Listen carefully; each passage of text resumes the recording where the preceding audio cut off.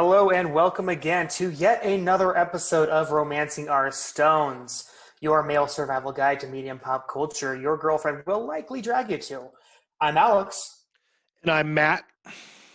And today's episode is, what is this, episode 3 with Tayshia now? Hell, I have no idea. It is. All I know is that it's gotten a lot better. Yeah, I'll agree with that. And I think that, Claire's in the rear view mirror.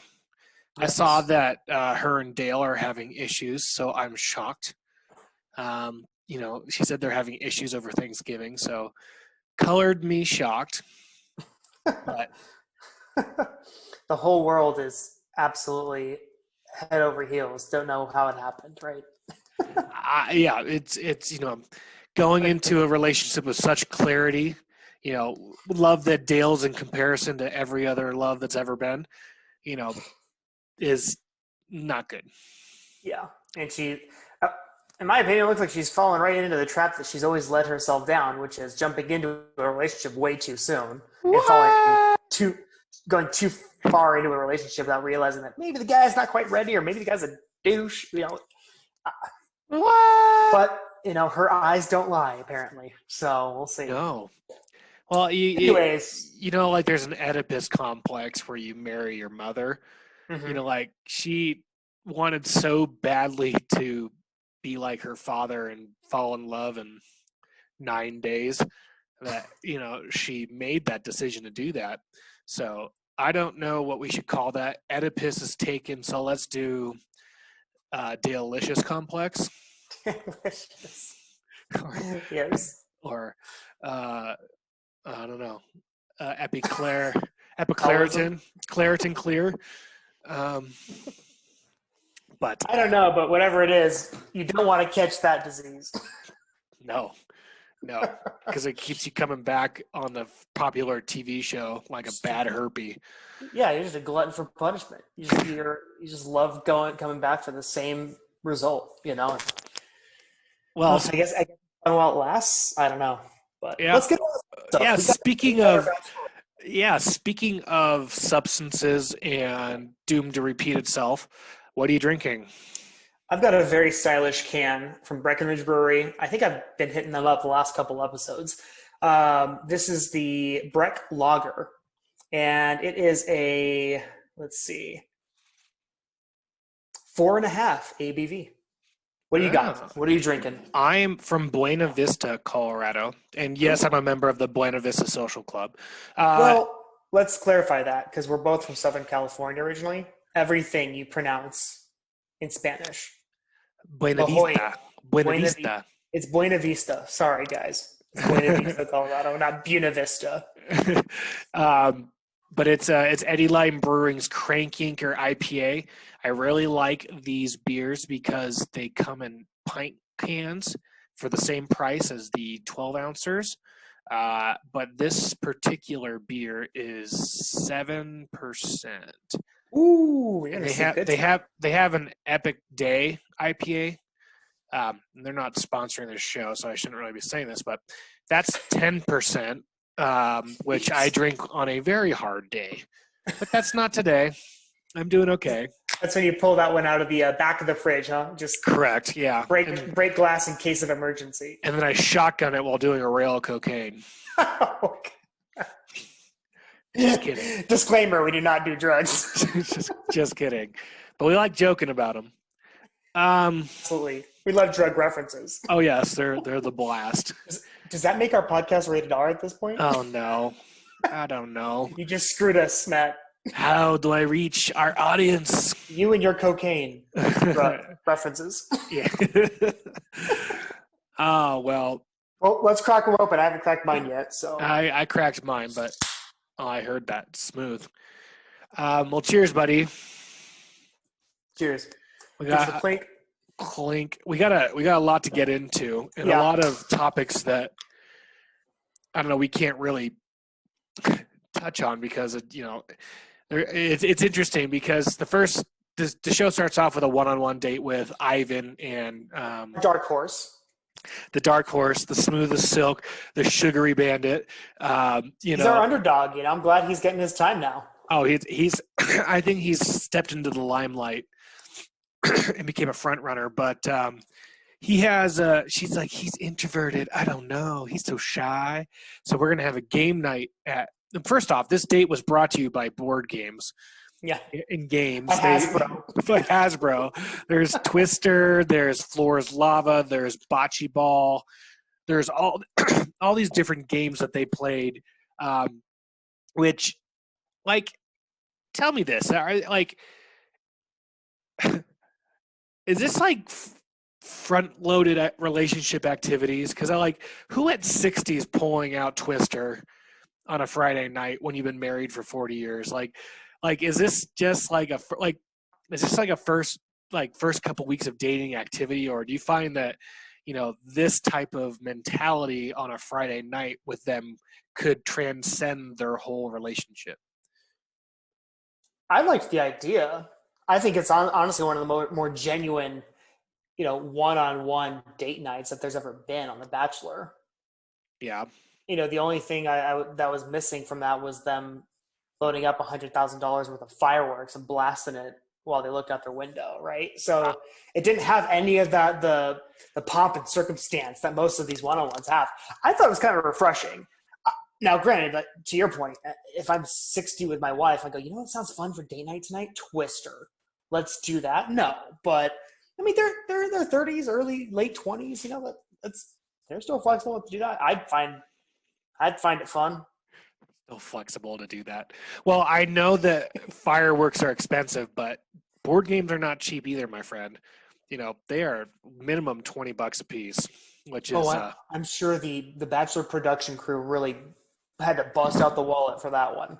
They sure they sent the intern and the world's biggest sundae I've ever seen in my entire life. Like, what the hell was that? My favorite scene was as they were talking, how it was dripping off the side. That was my favorite. I'm like, they're letting it go to waste. What is going on here? Well, it's like, literally, it's like, I want this date to be about matters of the heart. And then, like, they dropped down this big bowl of ice cream. They didn't realize they were going to talk about heart disease, and they're going to talk about clogged artery. Diabetes. Like, holy cannoli. Obesity is the number one killer in America. This date was refreshing because they actually showed them eating, which was great. But she, fed him sushi, which is another one of those things where it's like, that doesn't happen after a certain age. Like, you feed each other at your wedding, like cake, and then I think it stops there. It's not rooted in reality. Wouldn't it pick back up? Say, somebody's old, can't take care of themselves. I mean, that's getting more of a down morbid track, but technically it might pick up. Actually, if you Google, find a Google chart on that, I'm sure it's dating, and then it's all right, married, and then it's spikes right around 90. So feeding each other's on the diaper scale, because you born in diapers and you die in diapers, and that's you get married in diaper. Well, you get born and you wear diapers. Did you wear a diaper when you got married, Matt? Because you had cake fed to you. I was very nervous, and they were barely there, Alex, barely there, which brings us to our tonight's sponsor, Not Depends, because we don't want to get sued. Exactly. But anyways, I loved the Sunday because, and I bet you it was one of those contraptions where there's a plate. I was going to ask.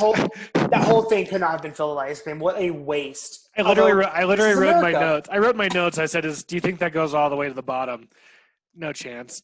That's still a lot of ice cream. Wow. I had to. Is that a bottoming out joke? Anyway. But I agree. I think it was, they have a plate there. It's made to look like it's full. But again, if we're in America, Matt, it could have totally been full. They could have dumped it in front of a bunch of orphan kids, and, that's America. Well, there's two things about the first part of the date that stood out for me. One was that Tayshia was eating chicken tenders, and like a big kid. It's like you taunt this later in the show. She's like, I'm a grown woman and you got to respect my decisions. I'm like, well, you ate chicken. Grown ass man. So that was one of the things that, I noticed. And then the other thing is that when they finished Floor is Lava, she hit him with a pillow, but that was planned because the pillow was spliced with the feathers already coming out of it. Yes, it wasn't like a couple feathers came out. It was like the whole end of it was slit open so that it would just shower feathers. It literally looked like when I plowed my car through 13 geese. Like that's Yeah. the amount of feather that came out. Yep. And for anyone in the EPA listening, that's not a true story. That was just a joke. I didn't actually hit any geese. It's a metaphorical reference. Yeah, but they went after that. They go outside and they start talking about, what made Ivan Ivan, and then he goes into this long story about his brother's incarceration and going down to the dark side. I literally was sitting there, I'm like, man, his brothers be like, you motherfucker. So she asked about you, motherfucker. Well, can I just say this? You turned me on to 60 Days In. Oh yeah. I watched that season on Netflix. It's also got the whole series is available on Hulu. None of which is sponsoring this show, but I digress. Yeah. I've been watching it because I'm hooked now. Thanks a lot. And you're welcome. There are so many opportunities where they watch one. There's one TV in there in these communal rooms. What if they're watching The Bachelor? What if he's sitting in there and the brother puts him on blast? He's like, dude, the guy's been making fun of him all for the rest of his sentence. Hey, brother, aren't you half Filipino? He talking about you, bro? Is Ivan your brother, bro? But I call him Rose Boy the rest of his incarceration. Yes, seriously. And then like Ivan's like, 2020 changed me as a man. And she was like, yeah, 2020 is a lot. And that's like all she could say for about 30 minutes. It was really disappointing. It's like and then really hard. She starts like tearing up. And all she can say is like, it's just a lot. Like, what do you mean a lot? Like, she's pretty much an Instagram model. Like, I'm sorry. Like, Tayshia, what is it a lot about you? You couldn't travel to as many places and have as many photographers take photos of you? Like, come on, girl. Like, I don't know. And again, I shouldn't judge. Everybody's going to have battling their own demons this year, right? But like, I mean, the Ritz wasn't accepting reservations, and there was traveling. I get it, but so I just hit my tooth. I don't know what Ivan's goal was. I mean, my goal on first dates is not to get the other person to cry. Like, come on, tell me, make cry, tell me, let it out, feel safe around me. I feel like the one-on-ones are always an opportunity for these guys to really try and show them that they're not shallow. Yeah. Typically, I don't mean that in a bad way. I mean in the sense like they have this one opportunity to really kind of tell them who they are and how they were built, and so therefore, because they might only get one shot, maybe two max in this whole process. Mm-hmm. So they're gonna hit the deep end fast, right? And be like, look, this is me. They're gonna hit them with the heavy stuff, right? Which, to a certain degree, for Bachelor and Bachelorette, kind of demeans like the person that they become, right? It's like they boil themselves down to like one or two instances because that's all they have an opportunity to talk about with them. So, but I think that's kind of why he went there. He's like, it shaped a lot of who I am and who I want to be, is because I saw my brother lead a path that I didn't want to go on, and I've also seen his struggle, his strife, and I don't know if Orange County Tayshia kind of knew how to handle that. I mean, there's no prison. Man, stop talking about me, man. The guys in here, the woods are coming for me, man. But he gets a rose. He said when I saw Becca was going to be on this episode, I'm like, she used to always say, like, let's do the damn thing. Yes. And it drives me up a freaking wall. And then when Ivan got his rose, he was like, let's do this thing. When she was pinning it on, I was like, oh, no, it's a bad omen of what's to come. And what did come was Becca, and it was a Truth or Dare group date. And Becca said, and you got to do the damn dare. I'm like, PTSD's kicking in. I hope at that point. the bumblebee on her wrist carries her away, because I can't handle that anymore. Yeah. But like, why was Becca even there? It's like, she even said at one point, Tayshia and the other girl. I forget her name. She was one of the girls Sydney. that on that same season, she got up and walked away herself. She like resigned herself from the season, and I was like, I like her. Sydney. Sydney. Yeah. But but so they do this group date of truth or dare, and the date includes like a Fear Factor chugging of mystery smoothies, and then why didn't they bring in Joe Rogan? They should have. He's probably too expensive these days. They probably can't book him. he's figured out life. I mean, literally, that guy living the dream. He just does whatever drugs he wants, and then he sits in a fucking tampon tube and has conversations with people. DMT. The other dare they had to do was get their ass signed by Chris Harrison eating crab legs. I thought that was kind of awkward. Like the best part is when Bennett comes up and he's like, "Ooh, Vu and crab legs." He's like, comes up. He's like, finally, somebody, a man of my taste. Seriously. Then they have to recreate their best orgasm over a speakerphone. Which, can we talk about Ed's for a second? I don't remember. Was that even on the date? I can't remember. Yeah, I think he was the first one to go, and he's no, like, that was Blake Moynihan because Ed chickened out the rest of the match. Sorry. Yes, it's Blake. Sorry, they're starting to blend. Those two guys are starting to look kind of similar to me now. Seriously. But yeah, sorry. So yeah, Blake. It was Blake's.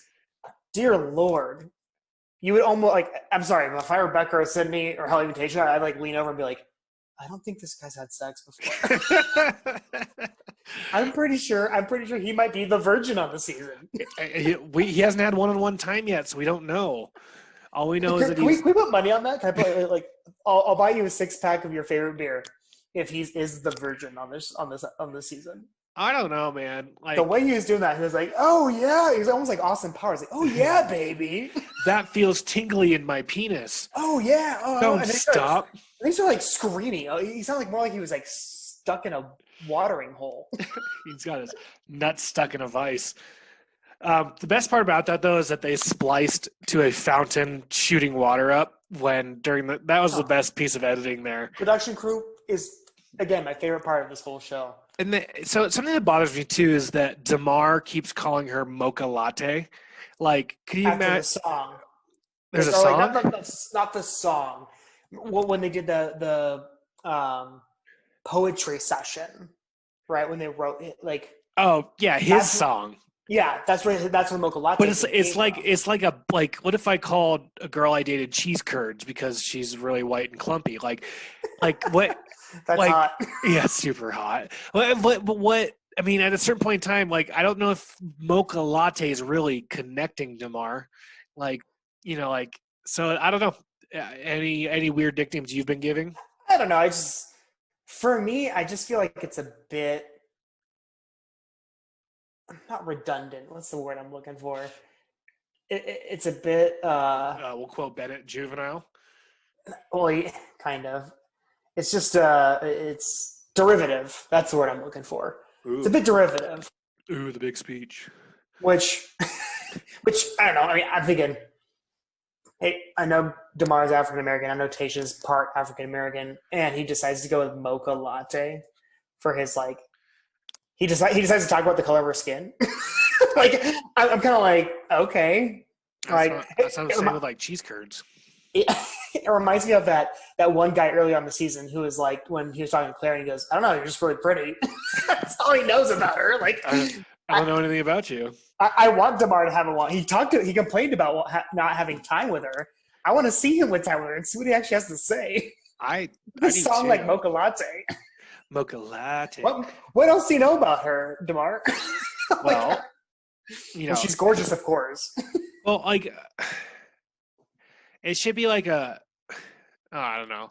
Like a latte is like milk and espresso, Mm-hmm. and she's Hispanic and chocolate, and Hispanic and African American. So mocha latte doesn't actually speak to her true complexion. So like he needs to he needs to ask some follow-up questions before he goes into that. So then the last thing is they have to eat a habanero and then profess their feelings. I think I do okay at this one. I've eaten habaneros before. It's brutal, but Question. Yep. Would you hear the same sounds earlier from the orgasm session in the bathroom that night in their rooms? Tayshia, oh, After, I just really think that you're fit to after that habanero hits the right point, I'm sure there's I got to go to the bathroom now.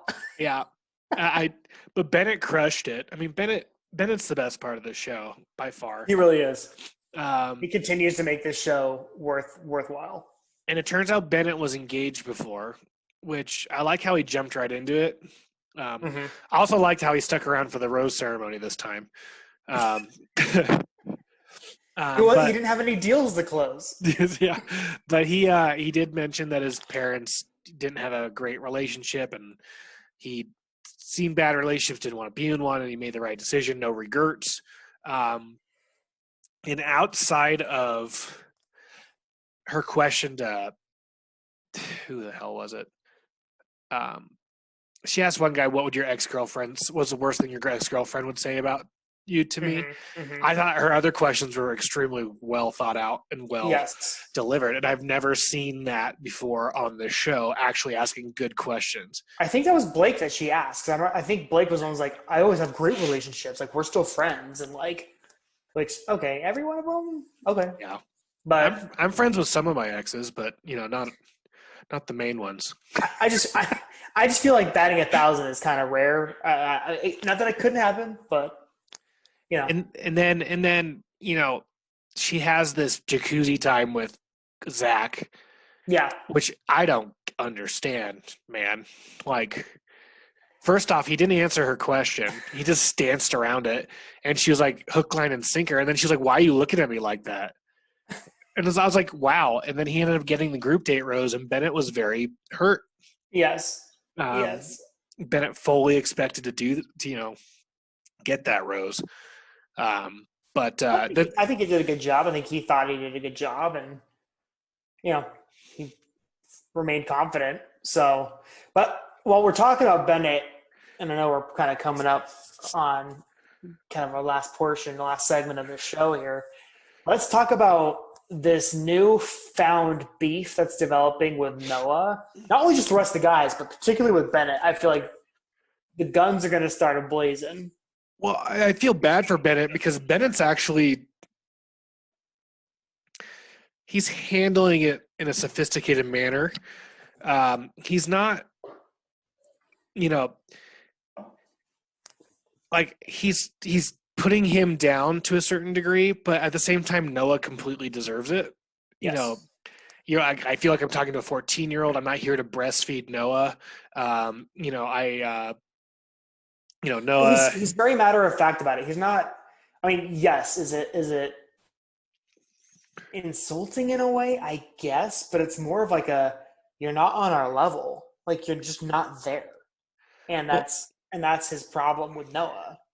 Well, like Noah's like the younger kid in a movie that tries to insert himself into the big kid stuff, and he's not equipped mentally to take on Bennett, so it's really or Riley, or Ed. He got a perfect score on his SAT, Matt. His math portion, not his English portion. But like Ed handled it like a high school kid too. I would so beat you up right now. If these guys weren't holding me back, I'd be coming punching you in the face. If I didn't frequently tear my rotator cuff, if I don't have chronically dislocated shoulders, I would be over there in a second. Guys, back me up. Noah went and told Tayshia like, everyone's questioning your decision making because you gave me a rose, and it's implied that you are just doing this for kicks and drama. No one said that. No one said that, and that's where I appreciate Bennett being like, "Dude, you just like to stir the pot, dude." Like, yeah. He's like, "Why are you going out of your way to stir the pot? I don't understand this." And I thought Easy is like a powder keg that is just like restraining, exploding. Like, I mean, because he's the one really holding himself back. And like Easy is like, you know, there's an episode of Chappelle Show where there's like the mad real world, and they say like they always make the, you know, the black guy in the house look crazy. Like Easy is like, I'm surrounded by all these stupid ass white people, and like, knock it the fuck off. Don't put my name in your mouth. Like, just like, yes, stay in your lane. And you know, like, I feel bad for him because he's like literally like doing everything he can to be like not come like explode, which he has every right to. And you have Riley, and then Riley's like, man, I'd punch that guy in the face, but I know what I'd have to go to court, and I know I'd have to face assault charges. I don't have the time to defend myself. Can't afford a plea. Yeah, I don't want to pay for a plea deal. The bummer is that the children on this show are getting all the attention, and the grown ass men that she says that she wants aren't getting the attention. But does that make for good TV though? Because it happens every year. It makes for great TV because it creates drama.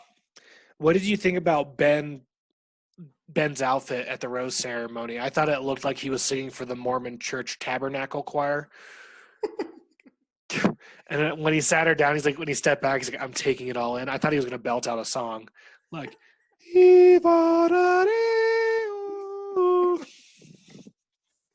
or possibly start crooning.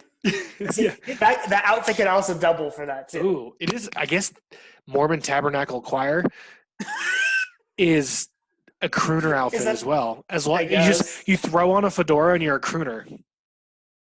Yeah. Well, you heard it here first. Well, I think that so the show ends with Chasen, Joe, Kenny, and Jordan going home. I felt bad seeing Joe go. I thought Joe was a good character, good person. Yes. Chasen looks like he's having a peanut allergy. I was glad to see Chasen go. Yeah. I don't really care for his character. Ed with a shocking rose, though. Yeah. Which he's a little less pathetic than Chasen, in my opinion.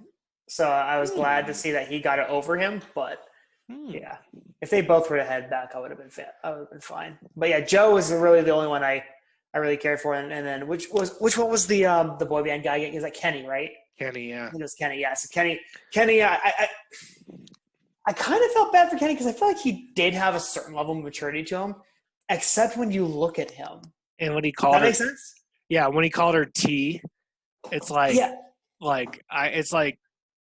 I don't know. I'm weird. I don't like calling people girls by nicknames, especially ones I'm interested in dating. Or pet names. Yeah, I'm not that type of person. So it's like, for me, it's just. I know you are. I know your nicknames. When he's spoken. Oh yeah, I'm a big fan of being called Cupcake. No, I'm just kidding. But hey, lard ass. That's my favorite. Yeah, that's a good one. But I think for me, if I were to close my eyes and hear all of Kenny's lines from the season, like, that dude's sharp. He seems emotionally mature. Yeah. He seems decent, minus the nickname thing, right? But then you open your eyes and you see him and you're just like, okay. It looks like he got caught in a wind tunnel, and then he fell on a freshly painted canvas of an American flag. And he landed. It looks like he's stuck in 1993. Well, he has to. That's when boy bands were big. Yeah. And before we go into the Stones rating, because I know we're right at time, how about Ed going to the wrong room and then running into Chris Harrison? That actually was pretty funny. I love how, like, too, where it's like, well, Chris first says, like, dude, it's like 2:30 in the morning, right? Which I guess on Bachelor timeline, though, is not. It's not that. Yeah, it's like, so the way I kind of see it is maybe they had wrapped up their stuff for the night, and he was probably just getting back to his hotel. Because think about it, when else would Ed have time to actually walk over to who he thought was Tayshia's room, right? So it was probably the point where, like, poor the poor guy was probably like finally, like, taking his shoes off, unbuttoning his shirt, and then he gets a knock on the door from Ed, and he's like, "Want to hang out?" Well, so I was literally sitting there. I'm like watching the show. I'm like, just leave, bro. Like, yeah. And then I thought, like, why is he not sticking to his mission? Like, this is so strange. And then when I saw the credits, and he's like, well, how often do you get to talk to Chris Harrison one-on-one? I've been watching you my whole life. I'm like, oh, that actually makes a ton of sense. That was probably his most redeeming thing he said this entire season, which is like, I'd be like, shit, man. Like, I want to grab a drink with Chris Harrison and shoot the shit with him. Why not? Let's talk about your book, man. The Greatest Love Letter. I've read it 5 times. I'm just kidding. Hey, I've only read it 6. Blake's probably read it 6 times because Blake read that book on Alzheimer's for Claire. So he probably did his homework and read about Chris Harrison as well. Just making inferences. I could see like, so he's a wildlife manager in Canada. I could just see him be like Dudley Do, right? Where like the squirrel jumps up to his shoulder and he's like, "Hey, Blake, what are you doing today?" "I'm reading about Alzheimer's." "Why?" "Because I'm trying to attract a girl." "Oh, that won't work." Or like Zookeeper, where the animal's like, "You need to stick your ass out and spray her with goo." Or the moose is like, "You just gotta ask her out on a date." Come on. And then you could say, like the moose say, "I'm super horny." Tell her eyes are pretty. Can we actually please, we need to find an artist. If anybody's listening to an artist, can we make a little video of Blake and his Canadian critters giving him dating advice? Oh, yeah. That's a funny idea that I think we should definitely run with. A wolf comes and says, "I mate with 13 wolves a year, and I'm friends with all my exes. Tell her that." 100% close ratio. We're all friends. Oh my gosh, we're going into a bad territory. Yeah. Let's wrap this up. I'm going to lead in with my media scale. Oh wow. It's definitely more entertaining. It's had a lot of different elements on it. We have a lot of different characters coming out of the woodwork. I'm going to give it this. Oh. And I know you always give me shit for making it deli meat, but you know what? What? This one's an Italian sandwich with capicola, salami. It's got all kinds of different meats in there. It's meaty because they always stack those sandwiches about 2 inches thick with meat. Very meaty, very tasty. It was fun. It was enjoyable. Yeah, I'm going to drive you nuts, my deli meat. Don't worry. Wow. So it's an Italian sandwich. It's because it had different elements in it for the first time. For an overall tasty meal. Yeah. Are we protein wrapped or do we have bread? Is the bread gutted? We're Jimmy John's dollar leftover bread roll. That's amazing. Okay. Wow. Yeah. So on top of his riveting deli meat scale, we also give this. Don't rebrand it. I have to. Give me my options. I'm gonna get us a sponsorship from Oscar Mayer just because you just keep going down that same route. No, Boar's Head, they're way better.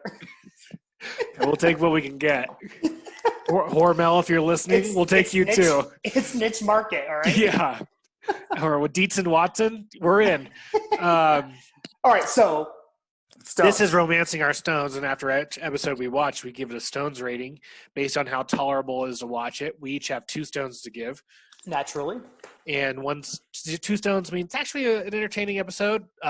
No stones means an act of castration is preferable than watching this episode again or at all. So, Alex, since you launched your deli meat scale, I'm going to go first.